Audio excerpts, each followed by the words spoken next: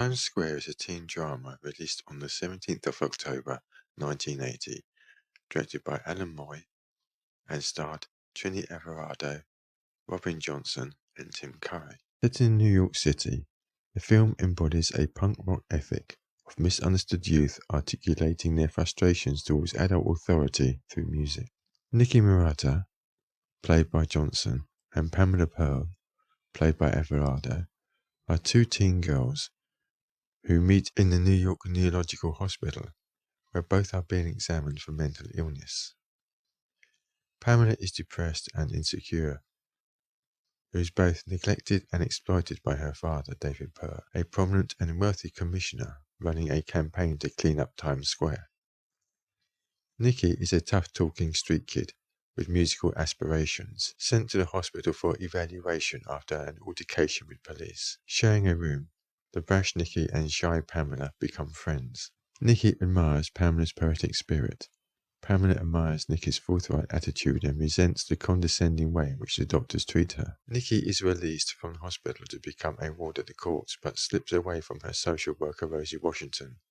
And then with Pamela, both girls escape the hospital, steal an ambulance, and hide out in an abandoned warehouse on the Chelsea Piers, making a pact to scream out each other's name in times of trouble. There's a citywide search for Pamela after her father David reports her missing and accuses Nikki of kidnapping her, claiming Pamela needs medical attention. Meanwhile, the girls try to eke out a living by engaging in card games, petty theft, odd jobs, and scavenging.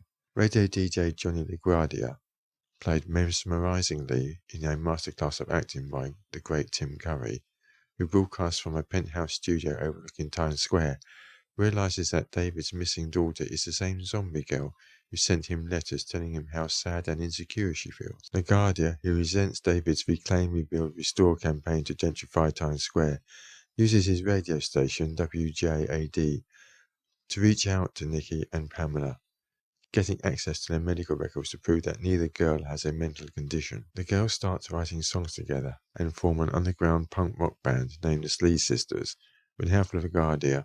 When an open letter to Pamela from Rosie is printed in the newspaper with the help of David, of course, calling Nikki troubled and dangerous, the girls perform a defiant Sleaze Sisters song live on WJAD, making themselves even more famous.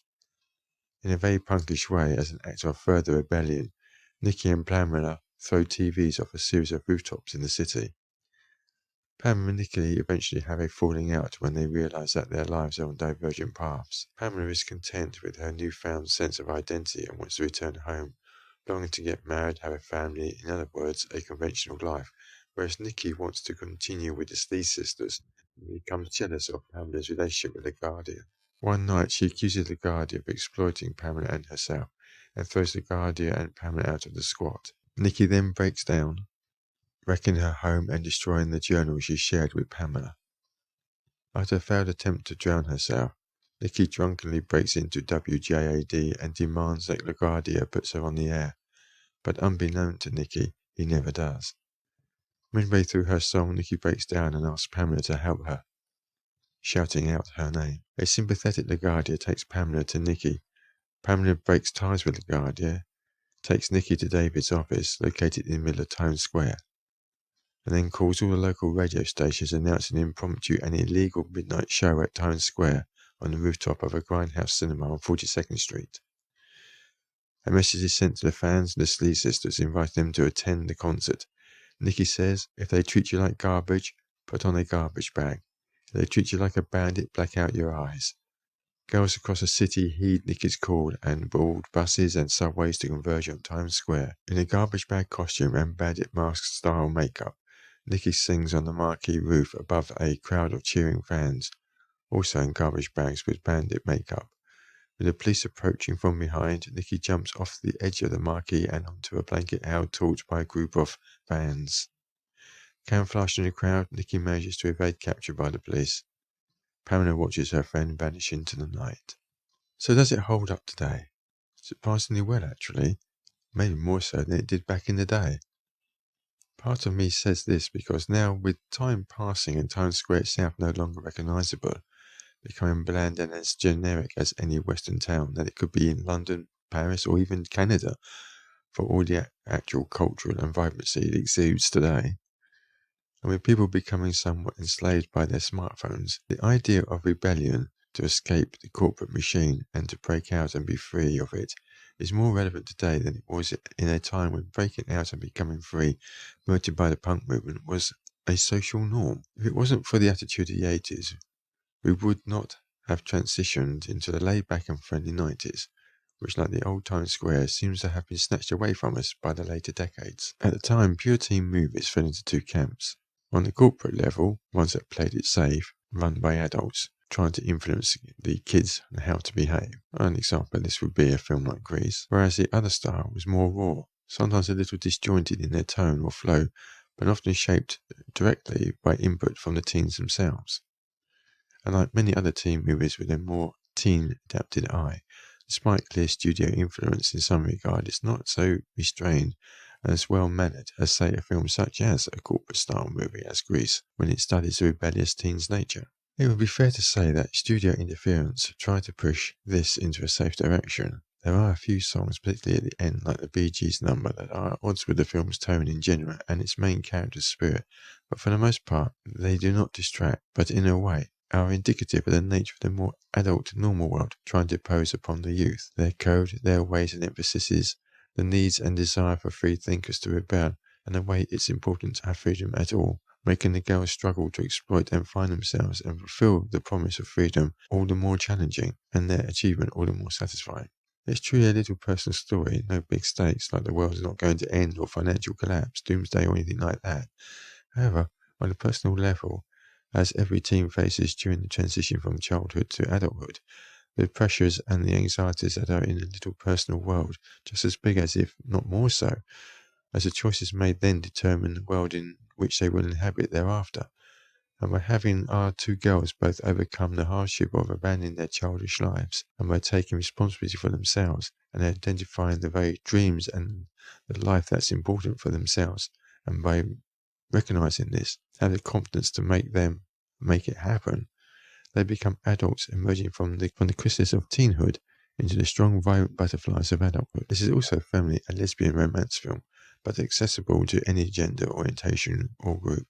So you don't have to be a lesbian to enjoy this film, and that, I feel, is down to the girls' relationship being obvious but understated, which is rare in a US picture even in these days. It came about this way because the studio was wishing to create an edgy Grease-style Saturday Night Fever type of picture, cutting out most of the lesbian content from the final print. The removal of the more overt content probably saves this film. It's weird talking about censorship being good, particularly when it's targeting against something which, even back in the day of release, was legal to do.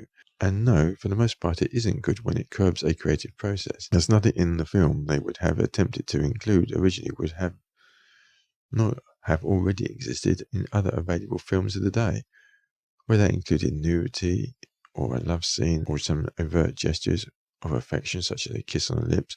We'll never know unless the footage survives and a director's cut is ever released. However, in pretty much the same way directors circumvented the Hays Code and made much richer and more impactful films that remain culturally relevant even today, something that could have become the sole focus point and driven the plot to a point of tedium becomes a subtext that strengthens the character's development and explains through subtle visual clues the reasoning and to why the pair don't just trust each other implicitly, but why they work so well as a pair, and why when the Guardia starts to become more prominent in their lives, why did he get so jealous? Relying therefore on their story of survival, friendship, and their rebellious free spirit, and desire to escape their medicated trap is what makes this more accessible and an enjoyable fun film to watch.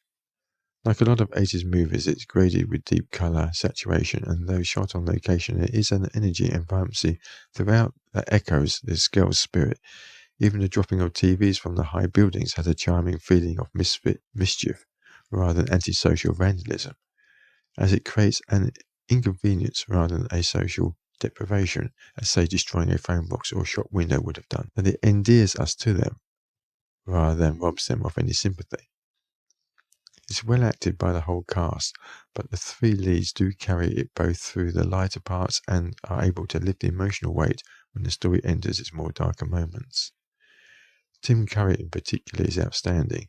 If you ever wanted to see what effortless real acting that emotionally grabs you is truly like, there are few performances that equal this from anyone, and it's a shame he never won an Oscar or had more leading roles like this over the duration of his career. The two girls come across as natural and believable, and it's a shame the film wasn't a huge success at the time, as it would have been interesting to see them both have equally weighty but more grown-up roles. As with any teen movie at the time, there's an element of naive charm and hopefulness that no matter how badly our plans are turning out at the moment, that just around the corner or maybe the next, it will at last is all going to come right. And that's just what happens by the end of the story. Both girls escape Times Square, moving on to their next hopeful chapter, having developed and grown by their experience and time together, and you feel that no matter where life took them next, it wasn't going to become as bland, anonymous, and as boring as Times Square became.